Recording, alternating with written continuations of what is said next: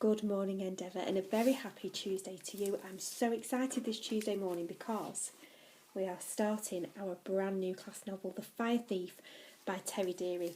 And what I really love about this author is he writes little footnotes at the bottom, which I'll be reading to you, that are really funny. And those of you that were listening to Zeus on the Loose will notice that the animal we start our chapter with is the very same animal that we left Zeus on the Loose with, a golden eagle. Right, let's see what's going to happen. It's a good one. Chapter 1.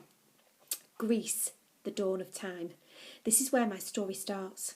I wasn't there in ancient Greece, but one of the actors in this terrible tale told me the story, and I believe him. Let me tell you his story as if I were a writer. I've always wanted to be a writer. Who am I? Wait and see. Let's start at the dawn of time.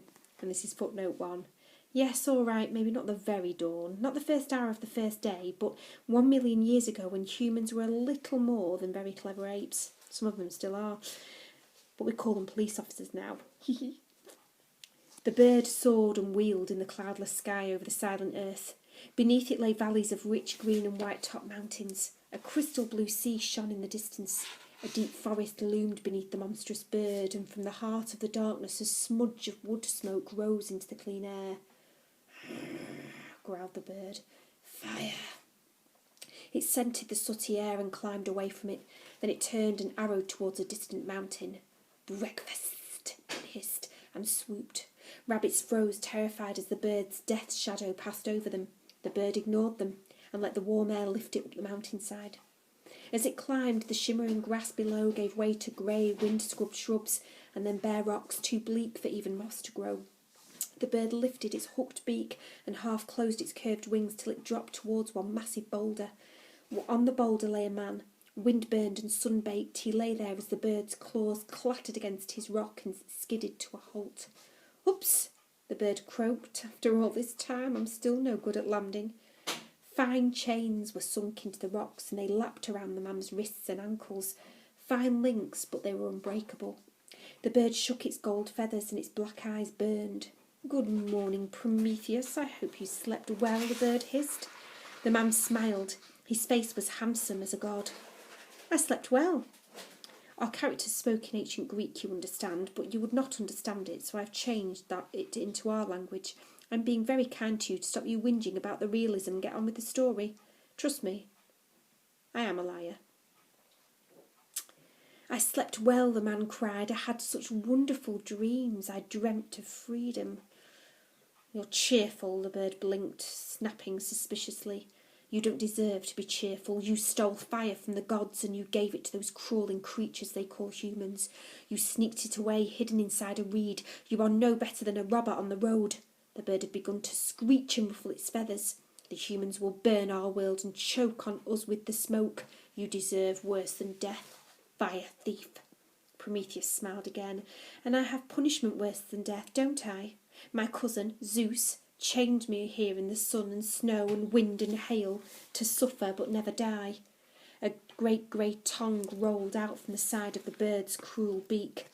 And worse, Prometheus, worse, you have me, the Fury, the great avenger of the gods. The bird began to pant. What am I going to do, Prometheus? Prometheus opened his eye wide as a baby. Oh, I don't know what you've done every day for the last 200 years, Fury. You have used your little beak to peck into my side and pull out my liver. You have killed me every morning for 100 years, and every night I return to life to suffer till the next dawn. I don't peck, the bird snarled. I tear. Feels like a peck to me, Prometheus said with a sad shake of the head. The Fury was furious. I don't pull your liver, I rip and rive it from your body. Feels like a little tug to me, the man shrugged, and the chains rattled against the rock. The bird's claws clattered as it stamped angrily. I wish Zeus would let me tear out your lying tongue and your screeching eyes, it screeched. Sorry, just my little old liver, the man sighed. Come closer, Fury. The bird froze. What? I want to tell you my dream. Why would I want to hear your dream? You'll be dreaming the dreams of the dead in a moment when I rip and tear your body. Ah, it was such a lovely dream, though, the sort of dream you have once in 200 years, the man murmured. The bird edged closer. It wiped its beak against the cold rock to sharpen the tip. "Lift your head, Prometheus," the bird screeched. "Look at the valley. That smoke down there choked me this morning. Smoke from the fires you gave to those pitiful human animals. Your liver will taste all the better this morning." The bird lunged at the man's side. The hand of Prometheus slipped free of the chains and grasped it by the neck.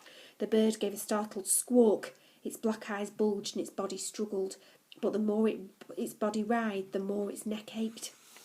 "I haven't finished telling you my dream," the man said, and his voice was as soft as his hand was hard. "It's my dream. My friend Heracles came up the mountain. He's the strongest creature in the world, stronger than me."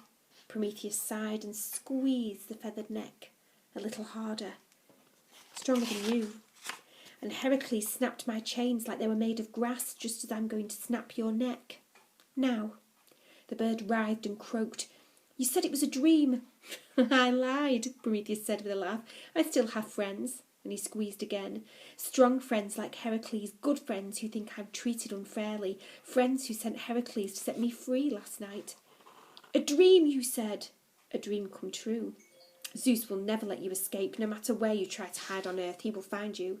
Prometheus shrugged and shook off the broken chains. "Maybe I won't hide in this world," he murmured. He squeezed. There was a crunch of broken bone and a small sigh as the monstrous bird hung limp in the man's hands. He flung it away from him in disgust. Its cruel beak and curved claws clattered on the cool rock. Footnote: Look, please don't cry for the monstrous bird, and do not write letters of complaint about cruelty to animals. Firstly, this was an avenging devil. You wouldn't want to meet one of those in the bath. Believe me. It was only taking the shape of a bird, and anyway, you don't know what happened next. Wait and see. Prometheus rose and stretched. The world lay beneath him. He set off down the mountainside, his legs stiff from chains of 200 years. He felt he was being watched.